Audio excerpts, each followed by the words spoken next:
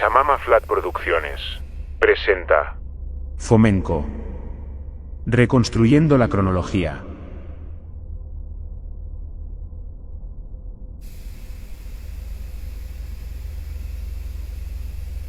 La historia, ciencia o ficción. En nuestra película anterior ¿En qué siglo vivió Cristo?, hablamos del sensacional descubrimiento realizado por los autores del proyecto Una nueva cronología, Anatoly Fomenko y Gleb Nosovsky. Como resultado de profundos años de investigación, los científicos han establecido que el tiempo de la vida terrestre de Jesucristo no debe considerarse el siglo I después de Cristo, sino el XII. Este descubrimiento implica no solo una revisión de toda la cronología de la vida de la humanidad, sino de toda la historia mundial en general.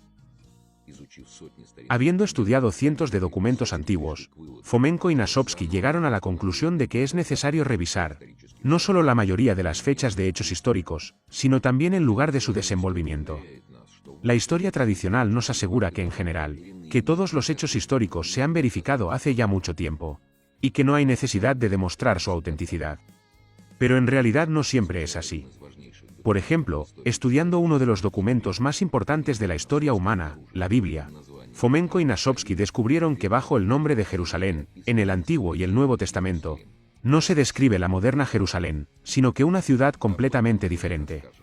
Te contaremos sobre esto en nuestra película. Research, Flat Earth. Pachamama Flat.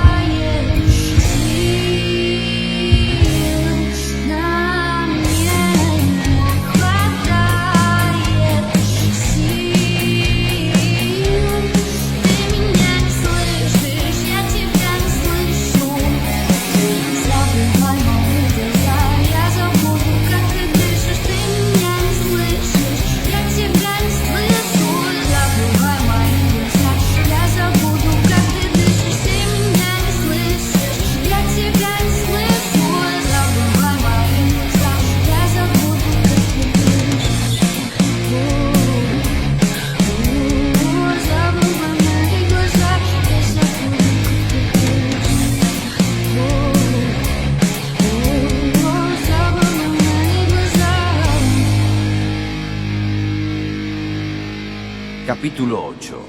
Jerusalén, la olvidada. Una vez en la antigüedad, había un reino llamado Judá. La capital de este reino era Jerusalén. Los historiadores y arqueólogos modernos afirman que este reino se encontraba en el suroeste de Asia, donde está hoy el Estado de Israel. La actual capital de Israel también se llama Jerusalén. Los eruditos que estudian la historia bíblica afirman que la antigua Jerusalén judía y la Jerusalén moderna es la misma ciudad. Pero, ¿por qué los científicos están tan seguros de que la antigua Judea se ubicaba justo aquí, frente a la costa este del mar Mediterráneo, y no en cualquier otro lugar? Veamos los hechos.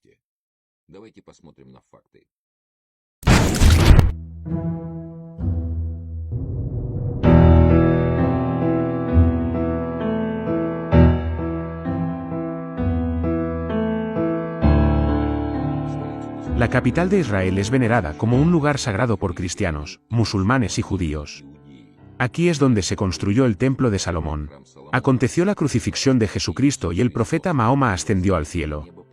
Esta ciudad es visitada anualmente por miles de turistas y peregrinos. Pero por cierto, muchos están decepcionados por lo que ven allí, porque en la Jerusalén moderna es muy difícil de encontrar evidencia genuina sobre la historia bíblica. Incluso guías turísticos francamente informan que tanto las iglesias como las casas antiguas fueron construidas mucho más tarde que los eventos descritos en el Antiguo y Nuevo Testamento. Algunos carteles colocados en las casas informan que, por ejemplo, esta casa fue construida en el siglo XIV y esta en el XV. Y el principal santuario cristiano de Jerusalén, el templo de la tumba del Señor, fue construido en el siglo XIX. Esto es probablemente principios del siglo XIX, la época de Napoleón. Cuando las tropas de Napoleón entraron aquí por primera vez, venciendo a los turcos y derrotando a los mamelucos en Egipto. En esta época, los europeos en Palestina construyeron la iglesia que vemos hoy, en el siglo XIX. Se dice que había una iglesia antes que fue destruida, pero lo que vemos hoy, el templo del Señor, es del siglo XIX. Es imposible de encontrar en la Jerusalén moderna el Calvario. Hoy el Calvario es solo un lugar en el que se encuentra el templo de la tumba del Señor. No hay aquí ni una montaña en absoluto que correspondería a la descripción evangélica del lugar de la crucifixión de Cristo. Cualquiera que inspeccione cuidadosamente la llamada parte antigua de Jerusalén, asegura de que no hay nada bíblico aquí excepto los nombres. E incluso esos volvieron aquí solo en el siglo XIX, con la llegada de los arqueólogos europeos. Y eso no es de extrañar. Poca gente sabe, pero hace 200 años no había ningún Jerusalén en este lugar. Era el lugar de un pequeño pueblo palestino. Entonces, ¿por qué los historiadores están convencidos de que la antigua Judá estaba en el lugar del Israel moderno? La principal fuente de los historiadores en el estudio de la antigüedad bíblica es la ciencia que se llama arqueología bíblica. Su principal propósito es la búsqueda e investigación de artefactos relacionados con eventos descritos en la Biblia. Comparado con otras ciencias, la arqueología bíblica es una ciencia bastante joven. Ella solo tiene 200 años. Pero sin embargo, los arqueólogos e historiadores creen que durante este tiempo se encontró suficiente evidencia. Que es exactamente aquí, en el sitio del Israel moderno, que en la antigüedad se encontraba Judea. Pero en realidad no hay evidencia indiscutible de esto. Por primera vez con el estudio de Palestina se comprometió el científico estadounidense Edward Robinson. Hizo 2 viajes a este país en 1838 y 1852. Se considera que ya en la primera llegada, Robinson inspeccionó las murallas de la antigua ciudad, pero eso suena como mínimo un poco raro. Por el siglo XIX, la investigación topográfica de Jerusalén se estaba escribiendo, y los enlaces a estos libros son comprobados, son hechos conocidos. La dirección de los muros de Jerusalén no estaba bien definida. Donde estaban las paredes de Jerusalén en el siglo XIX no estaba claro. Esto fue hecho por el arqueólogo Chick en particular. Chick, que fue uno de los primeros que trató de encontrar en el lugar los títulos y nombres bíblicos, las ruinas bíblicas, templos, lugares sagrados. Fallaron y durante mucho tiempo hubo un trabajo constante de implantación artificial, en papel, de nombres bíblicos en el territorio de Jerusalén. Y otro famoso arqueólogo inglés, John Wright, que durante muchos años se dedicó a excavaciones en Palestina, admitió que la mayoría de los hallazgos hechos aquí no prueban absolutamente nada. Hoy, 200 años después, nada cambió. Los arqueólogos no han encontrado evidencias irrefutables, pero sí, aparecieron muchos pseudo-hallazgos. O simplemente, mejor dicho, falsificaciones. Por ejemplo, las llamadas tablas del rey Salomón, supuestamente encontradas milagrosamente en un montón de basura por la montaña del templo. O el osario, caja de piedra, donde supuestamente fueron enterrados los restos del hermano de Jesucristo, Jacob.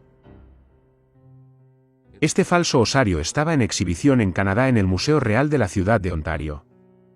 100.000 personas lo vieron, muchos de los cuales reverenciaron este hallazgo como un santuario, y solo unos años después resultó que se trataba de una falsificación. Ahora en el Alto Tribunal de Jerusalén, se está escuchando el caso de algunos hallazgos que posiblemente hayan sido falsificados. Estos incluyen el osario del apóstol Jacob. Durante 5 horas testifiqué en este caso en la corte. Este osario no me inspira confianza. Supongo que parte de la inscripción se aplicó después de algún tiempo. Tengo mis propios criterios de calificación de cada hallazgo y situación. En este caso, se puede observar una enorme falta de armonía. Así que supongo que la inscripción no es auténtica. ¿Y cuántos más artefactos bíblicos falsos de este tipo hay almacenados en museos también? ¿Y en colecciones privadas? Creo que muchos hallazgos que han estado bajo sospecha realmente son falsificaciones. Escribí un artículo sobre un grupo de estafadores que a finales de los 60 y a principios de los 90 estaban en Jerusalén dedicados a forjar sellos falsos. También tengo un granate que se exhibe en este museo. El granate en sí es un hallazgo original, pero la inscripción en él es falsa. Probablemente parte de los hallazgos arqueológicos hechos en el Israel moderno realmente son antiguos. Pero si no prueban nada, como dijo el arqueólogo inglés Wright, puede que debamos buscar rastros de la antigua Jerusalén en otra parte.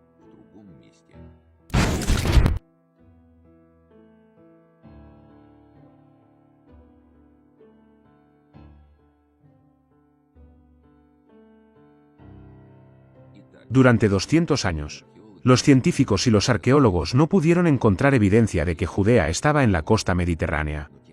Pero no obstante, igual que hace 2 siglos atrás, los historiadores insisten en que este antiguo país estaba ubicado aquí. ¿Por qué? Tal vez los mapas y manuscritos antiguos indiquen esto. Y tal vez esta área coincida con tanta precisión con la descripción bíblica, que cometer un error es simplemente imposible. Pero esto es lo que se dice sobre Judea en el libro bíblico Torah. Tu Señor te lleva a una buena tierra donde los arroyos aquí están. Los manantiales y los lagos salen del valle de las montañas a la tierra donde la cebada de trigo, las parras, las higueras y los granates. En la tierra donde los árboles de olivas y la miel. En la tierra donde comerás tu pan sin pobreza. Y no te faltará nada. En una tierra en la que las piedras, el hierro abundan. Y de las montañas labrarás cobre. Es bastante obvio que esta descripción difiere mucho de la que podemos ver hoy. La naturaleza antigua de los judíos no es en absoluto como la naturaleza del Israel moderno. Difícil de imaginar que había una vez trigo en esta tierra estéril, campos y viñedos. Fluyeron ríos llenos de agua.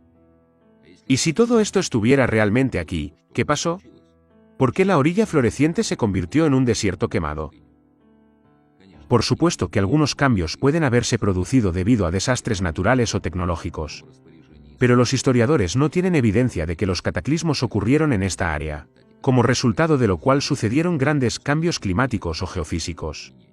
En verdad, los historiadores saben muy bien que en la ciudad que ahora se llama Jerusalén nunca hubieron corrientes de agua, muchos manantiales ni lagos.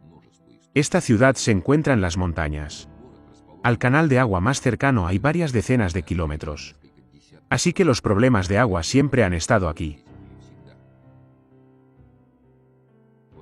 En general es muy raro que la gente haya elegido construir una ciudad en un lugar tan inapropiado. Todas las ciudades antiguas conocidas fueron construidas cerca del agua. Porque los ríos y mares que fluyen siempre se han usado como rutas de transporte natural. Además podían pescar.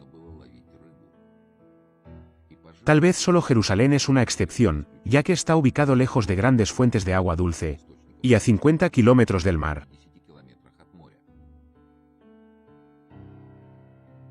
Aunque en muchas pinturas medievales, Jerusalén se encuentra junto a un río ancho y colinas altas y estrechas son claramente visibles, árboles con sus copas cubiertas de verde, altos árboles ramificados. Y tal representación de Jerusalén es típica de la Edad Media.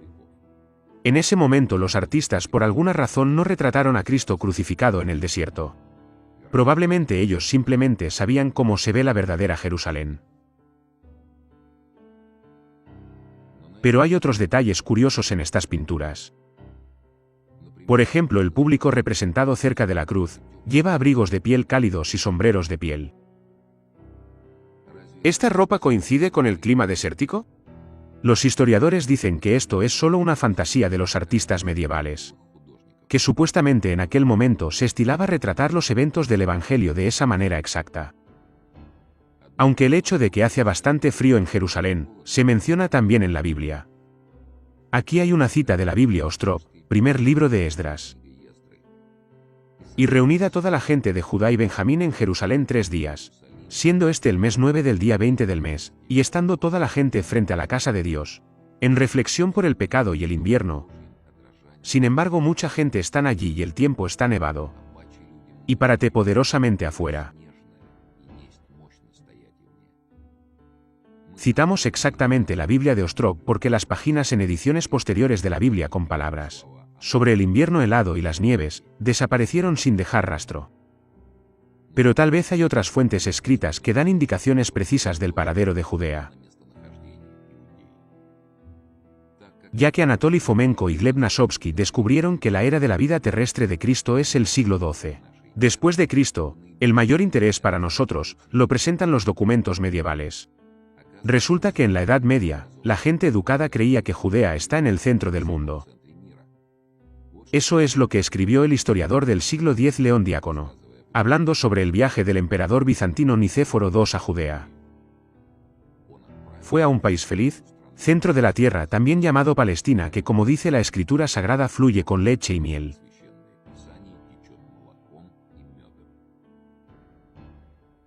En ese momento, la gente llamaba centro de la tierra al medio de ese mundo conocido hasta entonces.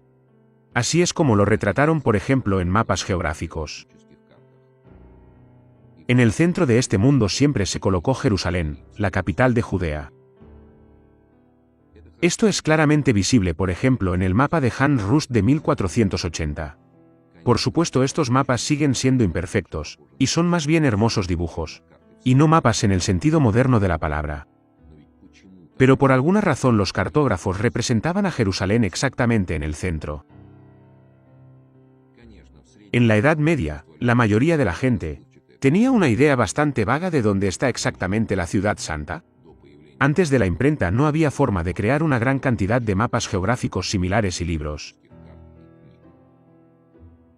Solo con el desarrollo de la imprenta en el siglo XV, la representación del mundo en diferentes pueblos se ha vuelto más o menos igual.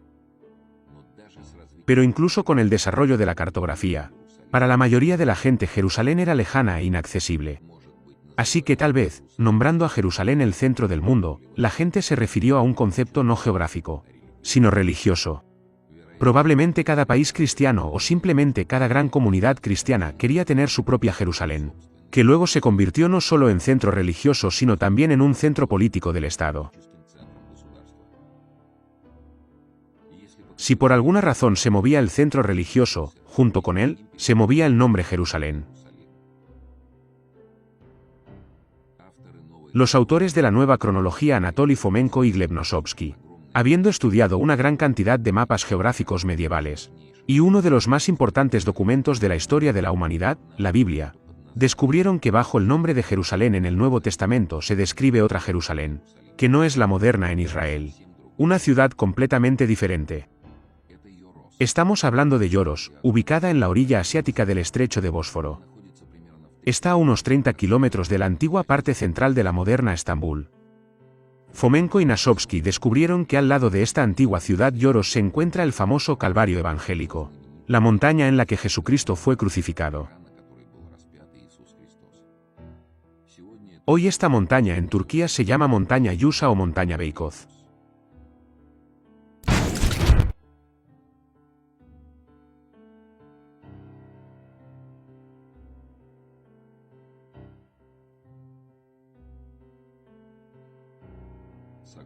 Según los evangelios, cerca de Jerusalén estaba la montaña del Calvario, lugar de la ejecución de Jesucristo.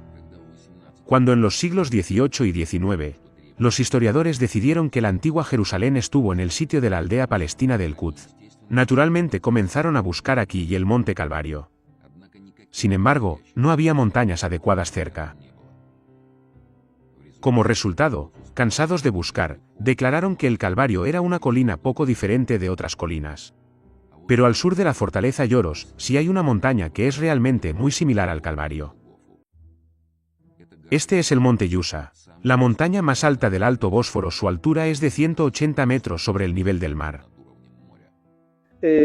Descubrimos un libro antiguo del historiador turco Celal Esad, dedicado a la descripción de la antigua Constantinopla. En este libro nos encontramos con un hecho que nos sorprendió, a saber que durante la era de Estambul, en su periferia, en un suburbio, se encuentra el monte Beykoz, donde hay una antigua tumba llamada la tumba de Yusha. Según los historiadores, se considera la tumba de Josué.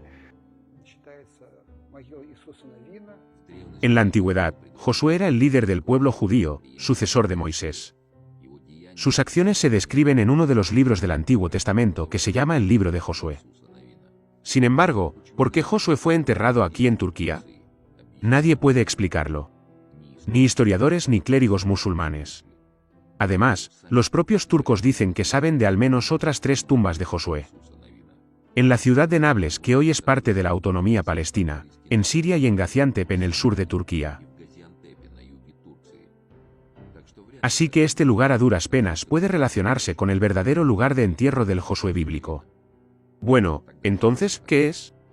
Anatoly Fomenko y Gleb Nosovsky creen que eso no es una tumba, ni siquiera simbólica. Es el lugar, es la crucifixión de Jesucristo. Veamos cómo se ve este lugar. Es una elevación de tierra plana y rectangular de 17 metros de largo y unos 2 metros de ancho. Está rodeado de una alta reja de hierro fundido, adicionalmente apretada con una malla de hierro, para que numerosos peregrinos no puedan tocar la tierra sagrada. Dentro de la valla hay una parcela de tierra cubierta de maleza con hierba espesa. Hay varios árboles altos aquí. En los extremos opuestos de la tumba están 2 piedras cilíndricas redondas, similares pequeñas piedras de molino. En el centro de uno de ellos puedes ver un agujero cuadrangular y una distintiva grieta. Toda la estructura está rodeada por un alto muro de piedra en el que hay 2 puertas y varias ventanas. Los peregrinos entran en una de las puertas, caminan alrededor de la tumba y salen por la segunda puerta. Y ahora veamos cómo se describe el Calvario en un monumento literario único del siglo XII, las notas del monje Daniel. Estos registros los hizo durante su peregrinación a lugares sagrados. Visitó el peregrino ruso y el Calvario. Así es como el monje describió el lugar de la crucifixión del Salvador. Crucifixión del Señor está en el lado este sobre la piedra. Estaba alto. Más arriba de la piedra. La piedra era redonda. Una especie de pequeña montaña. Y en medio de esa piedra, en su cima, bien tallada una grieta cerca de la profundidad de 1 codo y menos de 1 pulgada de circunferencia. Aquí estaba armada la cruz del Señor. Y hay esparcidos en las piedras hasta el día de hoy. La crucifixión del Señor y esa piedra sagrada rodeados por una pared, puertas iguales son 2. Veamos cómo es la tumba de Jesús. Aquí hay una piedra redonda alta con un agujero en la parte superior, realmente parece una pequeña montaña. Aquí hay un poste o una lanza. Y esta es la segunda piedra, en el que la grieta es claramente visible. La pared alrededor del santuario y 2 puertas. La coincidencia es simplemente perfecta. ¿Pero por qué este monumento se llama tumba? Porque para una tumba real esta parcela es demasiado grande. No hay que pensar que en la cima de Beicas hay una tumba real de alguien, un sureño, Jesús o Hércules. Es una tumba simbólica, el lugar cercado de la crucifixión de Cristo, el sitio de los hechos. Pero él no fue enterrado allí. Es un lugar sagrado para cristianos y creyentes. Decidieron preservarlo. Colocaron 2 piedras. Una piedra marca donde estaba la cruz. Al lado, un poste con disco dorado, símbolo de la lanza. La otra piedra señala donde pusieron el cuerpo de Cristo al bajarlo de la cruz. Y eso es todo. Es decir, esta tumba es simbólica, no un entierro real. Pero esto no es todo. Como dicen los lugareños, al pie del monte Yusa hay otras 3 tumbas enormes de unos 7 u 8 metros de largo.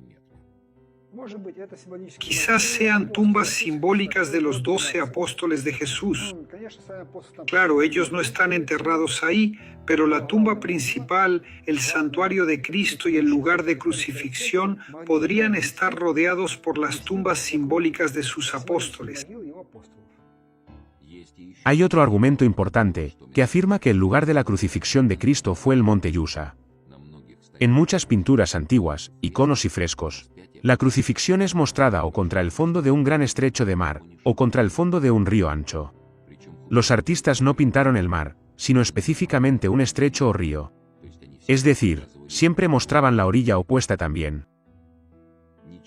No hay nada como esto en la Jerusalén moderna. Pero sí hay montañas en las proximidades del monte Yusa, porque se encuentra justo en la costa asiática del ancho Bósforo, y la orilla contraria del estrecho europeo es perfectamente visible desde ahí. El descubrimiento del Calvario fue el primer descubrimiento importante hecho por Anatoly Fomenko y Gleb Nosovsky en este antiguo suelo. Luego la montaña Beikot jugaría un papel importante en la búsqueda de Jerusalén. Fue desde aquí que los autores de la nueva cronología primero vieron las ruinas del antiguo Yoros.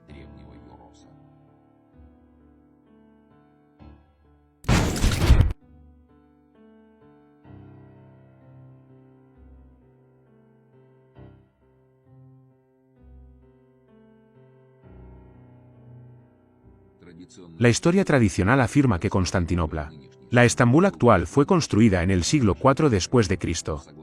Pero según la investigación de Anatoly Fomenko y Gleb Nosovsky aquí en la orilla europea de Bósforo, esta ciudad no apareció hasta el siglo XIV después de Cristo. Y si nos abstraemos de la cronología que se nos impuso en la escuela, entonces parece bastante lógico.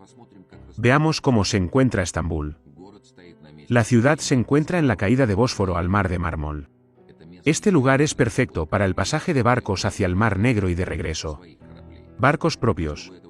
Y para que los barcos ajenos no pudieran hacer esto, tenían cañones capaces de disparar lejos, y barcos de quilla profunda para navegar en alta mar.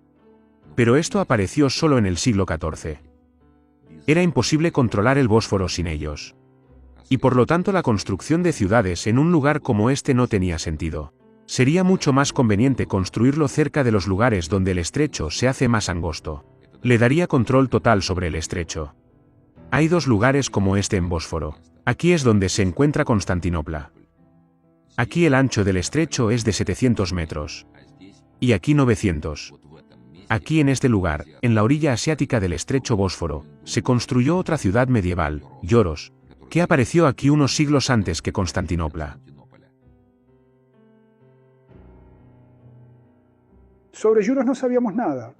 Además, en nuestros trabajos previos, pensamos que el Jerusalén original estaba en el lugar donde ahora está Estambul, Constantinopla. Sin embargo, nos confundía un detalle. Lo que pasa es que en los evangelios, al describir el camino de la cruz de Cristo, desde Jerusalén al Gólgota, es decir, como ahora entendemos, al monte Beicos, no se menciona el cruce de una gran barrera de agua o un gran río. Poscolcu resulta ser el Bósforo. Es un obstáculo acuático serio. Además, caminar desde Estambul hasta Beicos es un largo viaje. Incluso si cruzas el Bósforo, sigue siendo aproximadamente de 25 a 30 kilómetros. Por lo tanto, teníamos una cierta sensación de geoterapia, aunque entendíamos que, en general, por supuesto, el antiguo Jerusalén estaba aquí, pero no sabíamos su ubicación exacta en ese momento. La investigación continuó y después de un tiempo Gleb Nosovsky vino aquí. Aquí en la montaña Yusa vio una curiosa reproducción de un grabado antiguo. La reproducción representa el monte Yusa y en la distancia, en una colina alta, se puede ver una ciudad antigua. Gleb Nosovsky decidió ver qué hay ahora en esta colina. Según los autores de la nueva cronología, este lugar encaja bien para la ubicación de la antigua Jerusalén. Pero lo que vio el científico superó todas las expectativas. No podíamos creer que el nombre Eros estuviera escrito de manera tan explícita. Pensábamos que tendríamos que buscar algunas ruinas, probar o investigar algunos argumentos, ¿no? Quizás no sea Jerusalén, tal vez solo nos lo parece. No teníamos certeza. Pero cuando, claro, vimos un nombre tan evidente, todo encajó. Así que resulta que esa prueba de la vida terrenal de Cristo que los arqueólogos buscaron en vano en Palestina, fue encontrada en Turquía cerca de Estambul. Y el monte Yosi es el Calvario bíblico. A diferencia de Constantinopla, Yoros no ha sobrevivido hasta el día de hoy. Es una ciudad en ruinas. Sus ruinas están en una colina alta en la fusión del estrecho de Bósforo y el Mar Negro. Los historiadores no tienen una opinión clara sobre las fechas de construcción de la fortaleza. Algunos cuentan que la fortaleza existió en el periodo prebizantino, y otros sugieren que Yoros fue construida en el siglo XII para proteger Constantinopla de la incursión vikinga. Que en la antigüedad esta ciudad se llamaba Jerusalén es bastante obvio.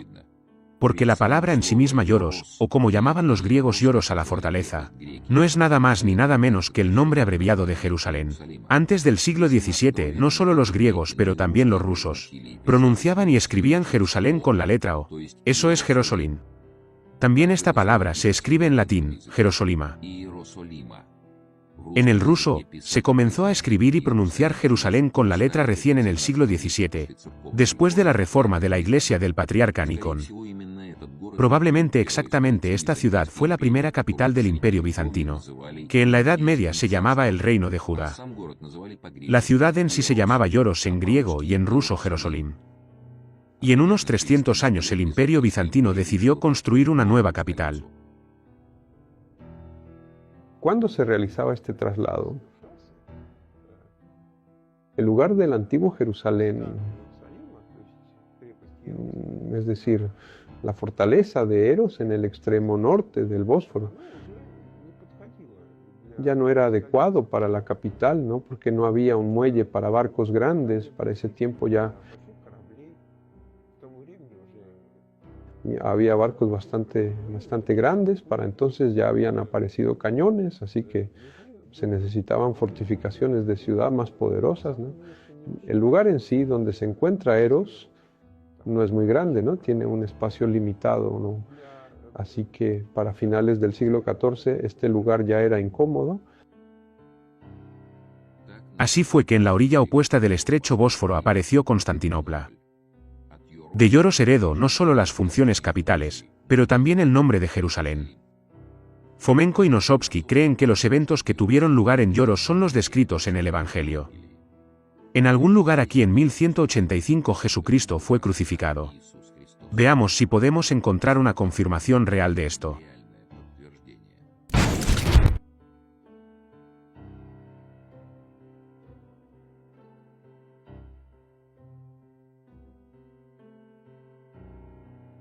Si la Jerusalén bíblica realmente estaba en las costas del estrecho del Bósforo, significa que exactamente el Bósforo, se describe en la Biblia como el río Jordán.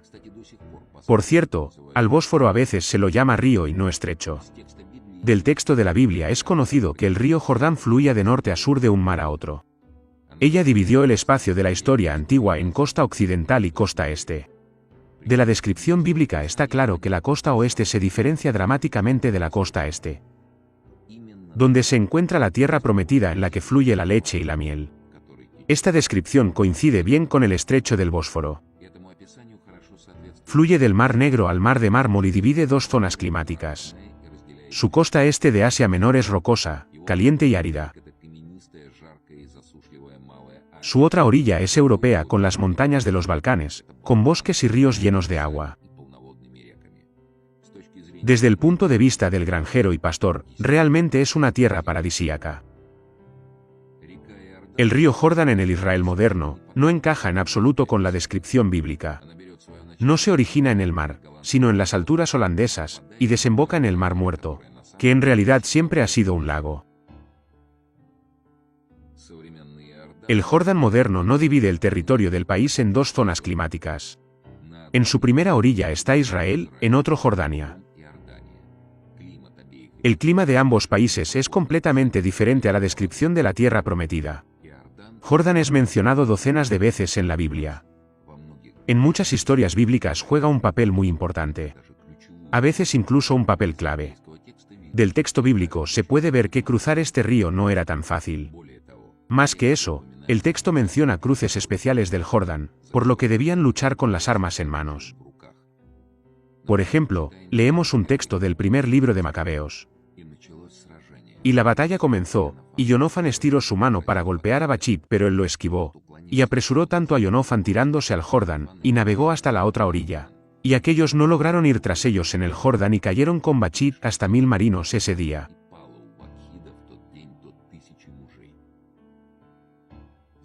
Claramente se dijo aquí que la gente de Jonofan nadó a través del río. Lo cruzaron. Los guerreros de Bachit en cambio no se atrevieron. No alcanzaron a nadar hacia el enemigo, a pesar de que les hizo un gran daño. Perdieron 1000 personas. Resulta que tener la habilidad de cruzar el Jordán era una cuestión de vida y muerte. El que logró cruzar fue salvado del enemigo. La Biblia menciona 2 de tales cruces estratégicos en el Jordán. Pero asumir que en los textos bíblicos estamos hablando de un río llano que hoy se llama Jordán es bastante ridículo. Es difícil llamarlo un río porque fluye completamente parejo sobre un paisaje perfectamente llano. y parejo por 250 kilómetros, y su ancho en su punto más ancho es solo 40 metros, y en lugares más estrechos se lo puede cruzar a pie. El agua aquí no estará por encima de la rodilla. Pero el Bósforo encaja perfectamente con la descripción bíblica. Mirándolo, no es sorprendente que no todo el mundo decidirá cruzar a nado este estrecho incluso en el lugar más angosto, cuyo ancho es de unos 700 metros. Y también la Biblia dijo que solían cruzar el Jordán en barcos. Así es como se habla, por ejemplo, en el segundo libro de los Reinos. Y cruzaron ellos el Jordán ante el rostro del rey. Y preparó para el rey un cruce del Jordán. Cuando se envió el barco para mover la casa del rey y servirle, entonces el hijo de Era, Semei, cayó de brazos ante el rey. Y otra vez mirando al Jordán que divide a Israel y Jordania, es difícil de imaginar que los barcos podrían navegar sobre este río poco profundo. Lo que no puedes decir sobre el Bósforo, por el cual solo se puede navegar en barcos. También tiene un lugar importante en la Biblia la narrativa de la caminata milagrosa sobre el Jordán. Así es como se describe en el libro de Josué. Agua que fluye desde arriba se detuvo y se convirtió en un muro para una distancia muy larga. Sacerdotes transportaban el arca del Señor, se paraban en la tierra del Jordán con el pie firme. Todos los hijos de Israel cruzaron por la tierra hasta que toda la gente pasó por encima del Jordán.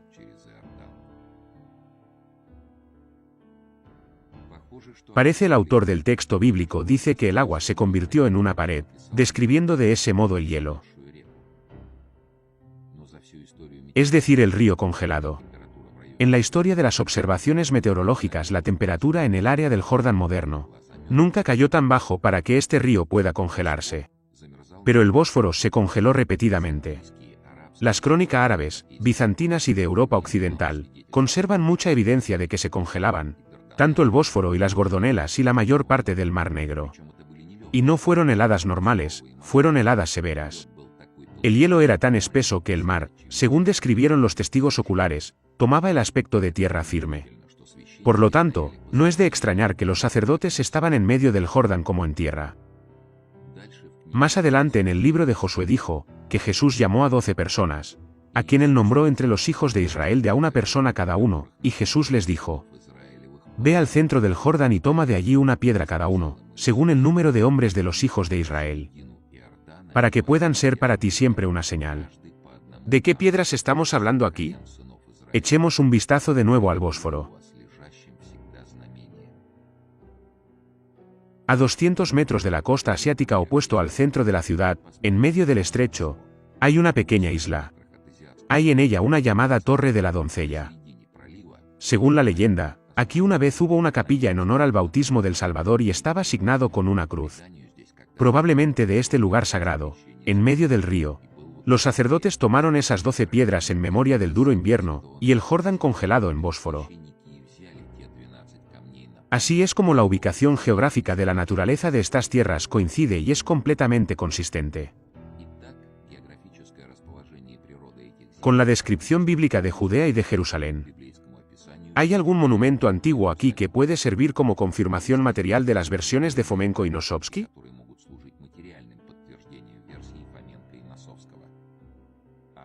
Los autores de la nueva cronología consideran que hay tales monumentos aquí.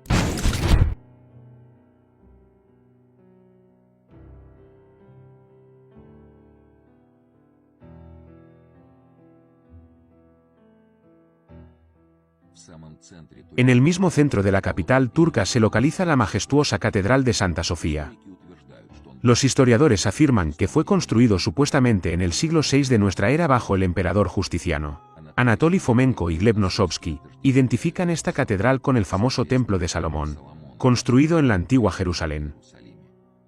¿De dónde surgió la idea de conectar el Templo de Salomón con el Templo de Santa Sofía? El camino fue bastante complicado y lógico. Se basaba en nuestra investigación de genealogía estéril, mediante metamatemáticas y estadísticas. Descubrimos.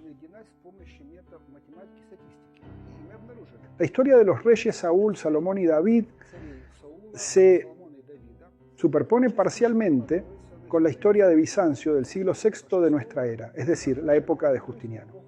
Surgió una simple idea: ¿no será que la iglesia de Santa Sofía es el templo de Salomón? Al seguir investigando material más a fondo, encontramos muchas confirmaciones de esto. En particular, estudiamos la historia del templo de Sofía. Resultó que el templo de Sofía fue creado, por supuesto, no en el siglo VI después de Cristo, sino en el siglo XVI, 1000 años más tarde.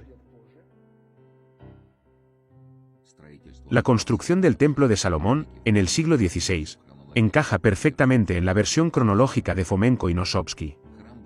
El templo fue construido después de la transferencia de la capital de la antigua Jerusalén de Yoros a la nueva Jerusalén de Constantinopla. Y realmente, ante un estudio minucioso de esta estructura, se vuelve obvio que se construyó al menos no antes del siglo XIV después de Cristo.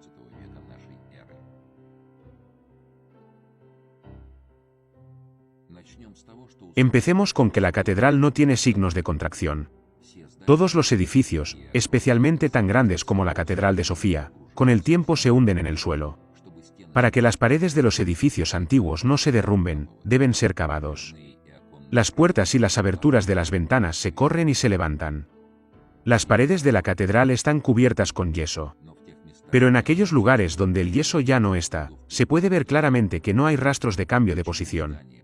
¿Por qué una construcción supuestamente construida en el siglo VI no se hundió en el suelo ni un centímetro? Los historiadores dicen que los constructores antiguos hicieron una buena base. Por ejemplo, el historiador turco Celal Isaac escribió que la Catedral de Sofía está construida sobre una base cuadrada, cada lado de los cuales es de 75 metros. Los cimientos están colocados sobre unas bóvedas que están cubiertas con una capa de hormigón homogéneo de 25 pies de grosor, son casi 8 metros. De verdad, sobre tal base, incluso un edificio tan majestuoso como la Catedral de Santa Sofía podría evitar la contracción. Hoy los bordes de esta almohada de hormigón se pueden ver en los terrenos excavados en la entrada de la catedral. ¿Pero realmente constructores del siglo VI podrían haber hecho los cimientos de hormigón tan poderosos? Y otro dato curioso.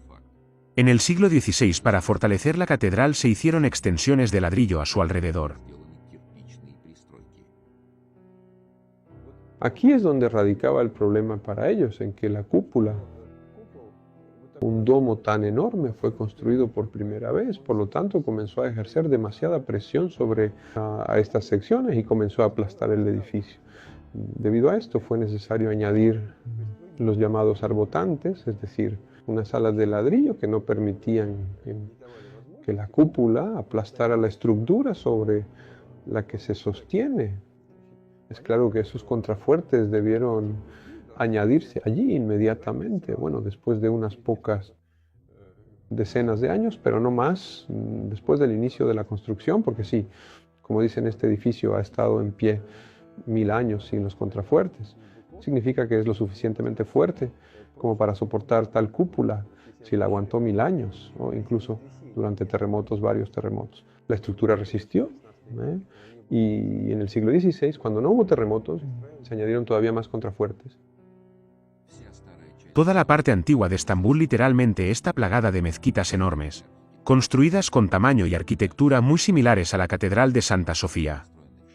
Pero todos están construidos en el siglo XVI, XVII y XVIII. Si le creemos a la historia tradicional, entonces resulta que los constructores bizantinos que ya están en el siglo VI lograron construir un edificio tan majestuoso. Dejaron de utilizar su talento y experiencia y ya no construyeron ninguna estructura similar más. Y solo en 1000 años comenzaron a aparecer en Constantinopla edificios como la Catedral de Santa Sofía. Al menos es raro. Porque todos los nuevos logros en cualquier área del conocimiento humano, la gente inmediatamente intenta los poner en práctica. ¿Por qué esperar 1000 años? Si la experiencia fue exitosa. Solo queda una pregunta. ¿Por qué los turcos otomanos, siendo musulmanes, construyeron un templo cristiano tan majestuoso? Porque, como se sabe, el Santa Sofía era originalmente cristiano.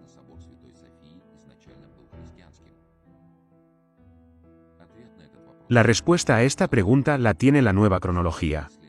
Según la investigación Anatoly Fomenko y Gleb Nosovsky, las divisiones religiosas entre lo ortodoxo y lo musulmán Comenzó recién en el siglo XV después de Cristo y finalmente culminó recién en el XVII. Por lo tanto, no es de extrañar que en el siglo XVI en Constantinopla, Jerusalén, se construyó una catedral cristiana. Pero si Santa Sofía es realmente el templo de Salomón, entonces debe haber un edificio cercano que era accesorio a este templo. La Biblia dijo que Hiram, el constructor del templo de Salomón, construyó un mar de bronce cerca del templo. Una gran construcción llena de agua. ¿Hay tal estructura cerca de la Catedral de Santa Sofía? Frente a la catedral hay uno de los más antiguos monumentos. La Basílica Cisterna de Estambul. En la antigüedad, Constantinopla tenía poca agua dulce natural. Así que se tuvo que construir un acueducto por el cual venía agua dulce del bosque de Belgrado, ubicado a 19 kilómetros de la ciudad. Esta agua se acumulaba en embalses subterráneos en caso de asedio de la ciudad durante la guerra. El mismo nombre de esta estructura, que es cisterna de basílica, significa depósito del templo. Porque el templo de Santa Sofía en su construcción es una basílica. El rasgo más característico del mar de bronce es que es este recipiente de agua que no está cavado en el suelo, como suelen hacerlo. En cambio fue instalado en unos 12 ejes de cobre que a primera vista parece que es solo una metáfora. Pero veamos cómo está construido el tanque. Las bóvedas de esta estructura soportan 336 columnas que están en 12 filas. Estas 12 filas son probablemente 12 bueyes. ¿Por qué las columnas se llaman bueyes en la Biblia? Hoy no se puede saber de manera inequívoca. Pero, por ejemplo, en terminología de construcción rusa, a las vigas que sostienen las bóvedas de los puentes, aún hoy día se las llama toros. Una historia interesante sobre la cisterna de Jerusalén fue contada por Joseph Flavio en su libro Antigüedades Judías. En invierno, una vez un león cayó accidentalmente dentro del tanque. Y dado que el agujero del pozo era bastante estrecho, y además cubierto de nieve, casi se ahoga allí. Sin ver los medios para la salvación, el león comenzó a gruñir en voz alta. Cuando Beneas pasó accidentalmente y escuchó el rugido de la bestia, fue hacia la dirección de la cual venían los sonidos. Bajó al tanque, y con un puñetazo con un palo que tenía en sus manos, mató a un león. De esta historia está claro que estamos hablando de grandes embalses subterráneos. Y también la historia de Flavio es interesante porque describe un invierno nevado en Jerusalén. Esta es otra evidencia de que en invierno en Jerusalén hacía bastante frío.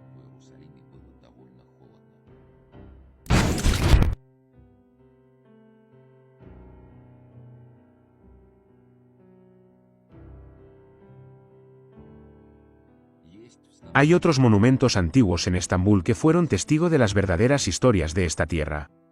Uno de ellos es la Torre de Gálata.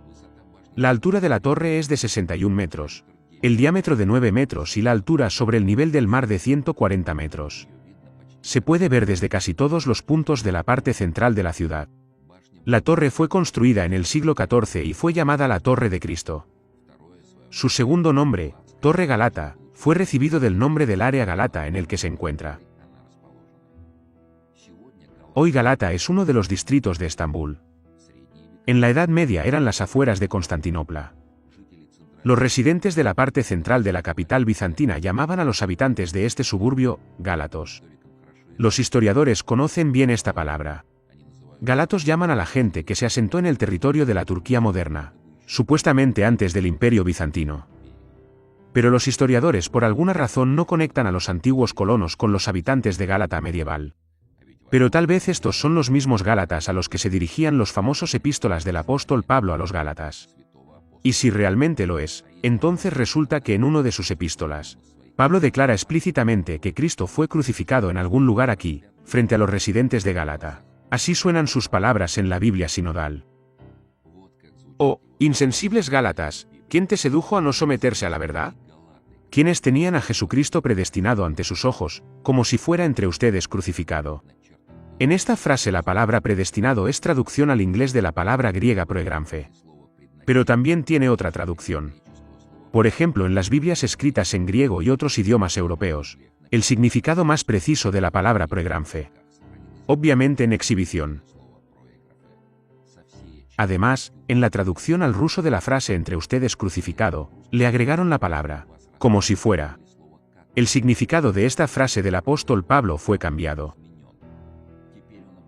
Ahora no se dirigía a los testigos oculares de la ejecución y Jesús, sino a las personas que como si pudieran imaginarlo.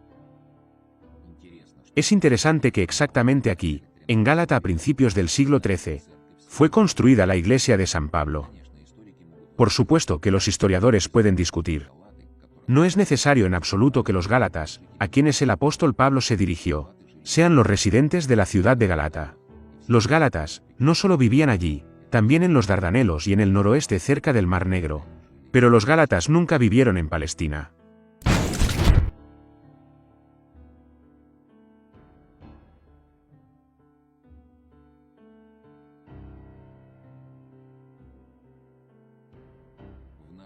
En nuestra película citamos la Biblia repetidamente. Como se sabe, el libro eterno tiene varias traducciones del idioma hebreo. Hay una traducción sinodal rusa, hay una Biblia latina, hay anglosajona. Básicamente, estos textos son iguales, pero hay detalles en los que difieren. Volvamos de nuevo al texto bíblico. En el libro del profeta Abdías, que habla del traslado de los hijos de Israel desde Jerusalén, en el 20º verso hay una palabra Besifarat.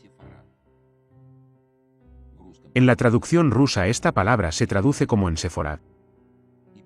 Y los que fueron llevados de los ejércitos hijos de Israel, obtendrán la tierra de Canaán y los reubicados de Jerusalén, los de Seforat, tomarán posesión de las ciudades del sur.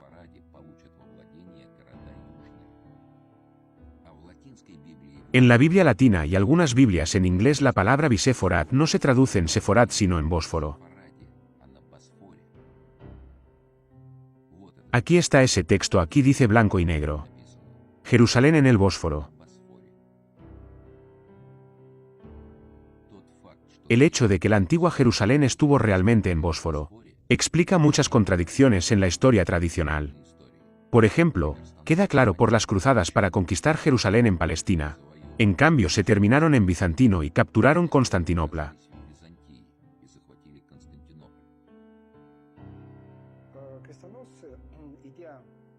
Los cruzados, yendo a liberar el trueno del Señor, iban a Selgrad, a Constantinopla. En realidad ese era el objetivo principal de las cruzadas. Pero hoy explico que supuestamente luego fueron a Palestina, donde lucharon por el trueno del Señor. Sin embargo, los documentos antiguos, los grabados antiguos, muestran que el objetivo de los cruzados era en realidad Tsargrad, Estambul, en el Bósforo. Como entendemos, esto es coincide con la realidad. Los cruzados sabían perfectamente dónde se encontraba Juan Jerusalén, que era Tsargrad en el Bósforo. En su tiempo, por supuesto, no existía Palestina ni el asentamiento de Irkutsk. La investigación de Fomenko y Nosovsky muestra que tan ilógico parece otra declaración de los historiadores. Que las cruzadas solo comenzaron después de 1000 años después de la crucifixión de Cristo. En nuestra película anterior, ¿en qué siglo vivió Cristo? Hemos contado que Jesús nació en 1152. Y fue crucificado en 1185. Por lo tanto, las cruzadas tuvieron lugar literalmente a raíz de los acontecimientos recientes. De hecho, no hubo 4 cruzadas, como dicen los historiadores. Fueron 2. Una en 1189 y otra en el año 1204. Documentos antiguos de la época de los cruzados afirman que los cruzados, cuando partían en sus expediciones, iban a castigar y ejecutar a los verdugos de Cristo. Además, se desprende de este texto que, según los cruzados, la crucifixión de Cristo ocurrió en su tiempo. Ellos iban a castigar a los verdugos y santificadores, aún vivos. Claro, los historiadores de hoy lo interpretan así. Porque las declaraciones se interpretan como algunas asociaciones, algunos recuerdos, algunas analogías, debido a que, según los historiadores modernos, entre la crucifixión de Cristo y la época de los cruzados transcurrieron 1000 años.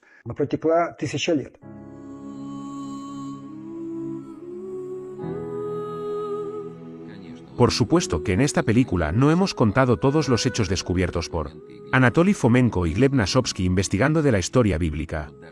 Incluso estos ejemplos demuestran que la historia de la antigua Jerusalén está muy distorsionada. También como toda la historia antigua y medieval de la humanidad. Pero hoy es seguro decir que el tiempo de la vida terrenal de Cristo y la ubicación de Jerusalén Lloros combinan perfectamente entre sí, y con otros eventos en la historia mundial de los que hablaremos en nuestras próximas películas.